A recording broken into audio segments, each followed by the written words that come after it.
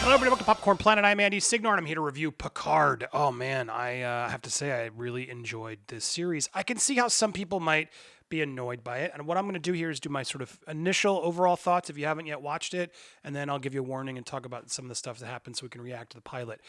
Look, this episode has spoiled a lot in its trailers. We know a lot of people are coming back. They've done this, obviously, to get you intrigued and to watch. I didn't need that. I would have watched it anyway.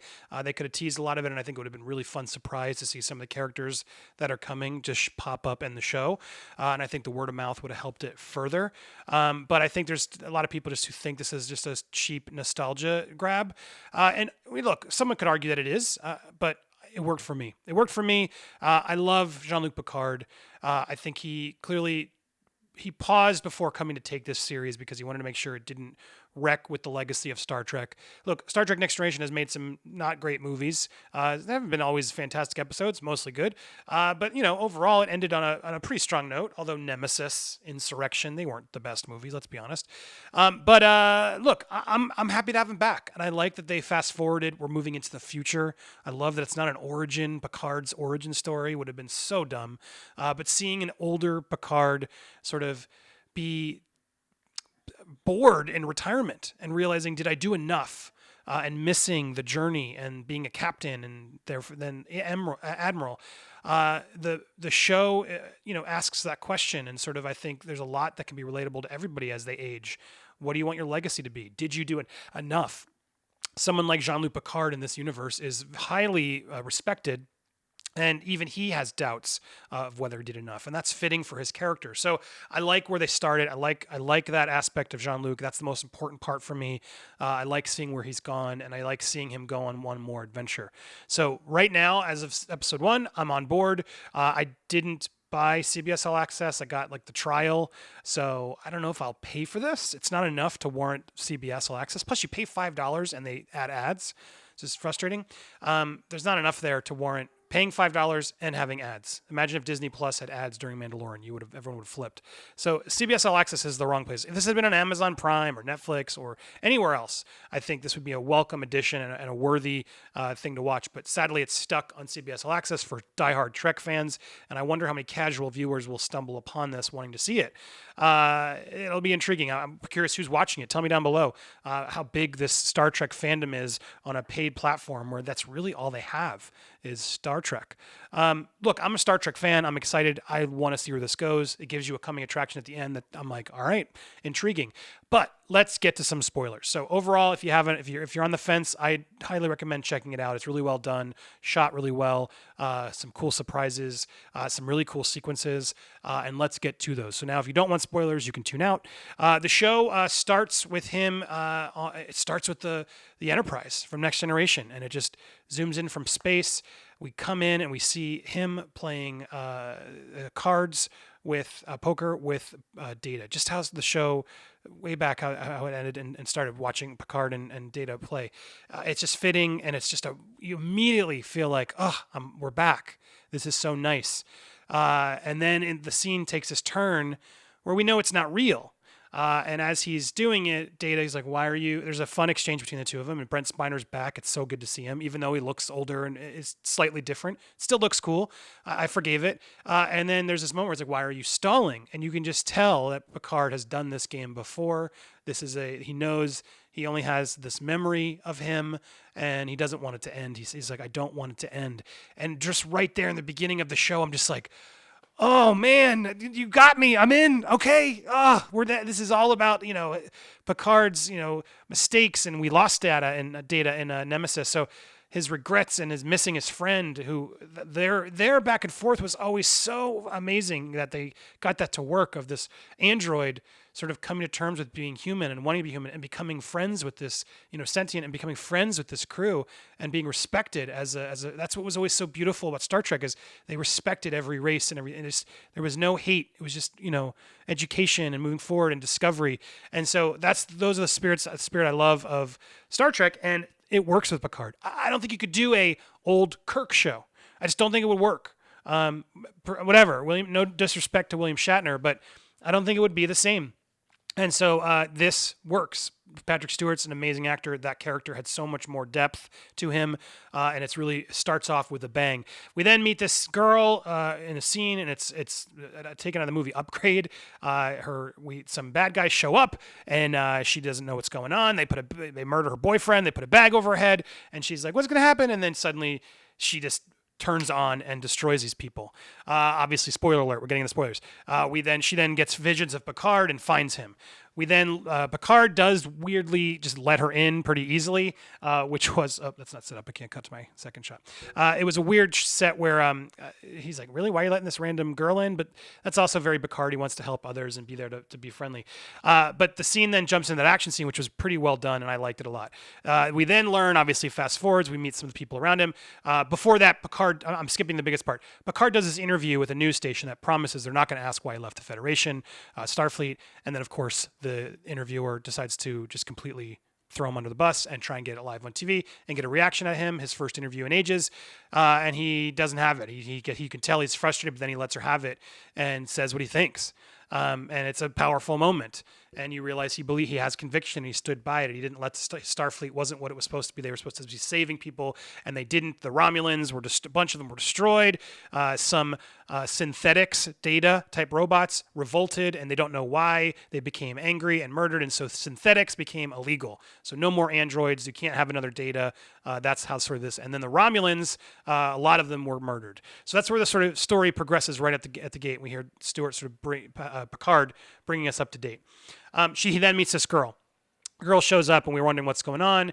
She knows him. He can't figure out why. He then has a dream the next night while letting her stay there, and then realizes there was a day where Data was painting. And I don't remember if that was actually in Next Generation, but whatever, apparently it was. I mean, they're saying it was during that time period. And we realized that Data had painted this painting, and his dream reminded him. So he goes to the Starfleet archives to find the painting in a really cool scene where it doesn't feel like just a bunch of Easter eggs. It was like nuanced little Star Trek memorabilia and things around there. As the after show even said, there's like a banner. It's called, it was all very inside stuff that gave you a lot of insight on Picard himself, not just Easter egg nonsense. You could tell Star Trek lovers were really there paying attention.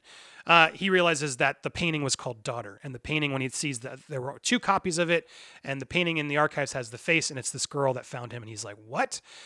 He then suddenly believes her. She tracks him down. We learn that we suspect that she might be an android herself, since synthetics are legal. She's there to sort of do something good, and Jean-Luc assumes that Data must be responsible for building her, and that the painting was called Daughter, that this must be Data's daughter, some version of good of him.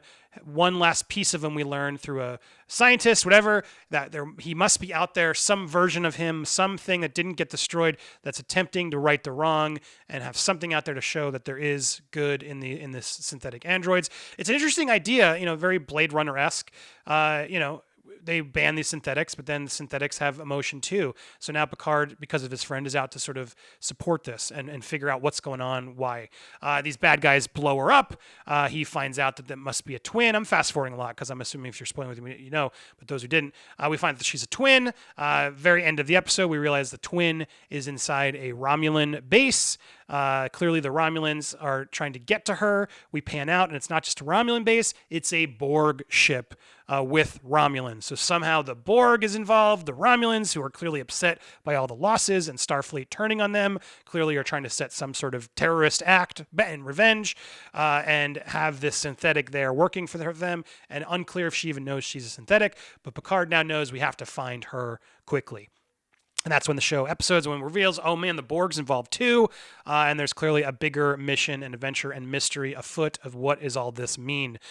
So overall, I thought it was enough to keep me engaged. I loved the Earl Grey, it always works moments. It just felt like getting on a comfy pair of slippers and just feeling comfortable. The daughter ends up coming to the house of Picard's, and she just is like, I just feel safe with you. And I just immediately, watching Picard, I was like, oh, he's back. I loved him. I loved his character. I trusted him. He was a smart leader. It's just like you just feel at home if you're a Star Trek fan. And I can't wait to see what's next.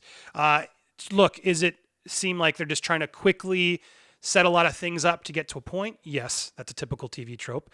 Is a little bit seem convenient? Yes, typical TV trope, but I'm giving it the benefit of the doubt. It still entertained me. It intrigued me. I like these characters so far. I'm excited to see what Picard does next and the crew he builds up. The trailer shows he's going to be building the crew. And then we get to see scenes with Riker and Troy. And it seems like, is he talking to his old friends in dreams and they're no longer with us? And we just don't know that yet.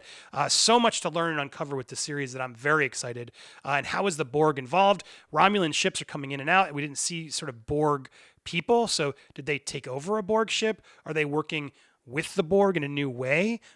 Would the Borg not have assimilated them? Tons of questions that I'm very intrigued to see how they're going to answer it. So I'm super on board with Picard. Overall, 2 thumbs up so far. Really good start.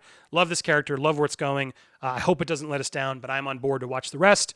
So I advise if you are a Star Trek fan, you miss Jean-Luc, engage on Picard.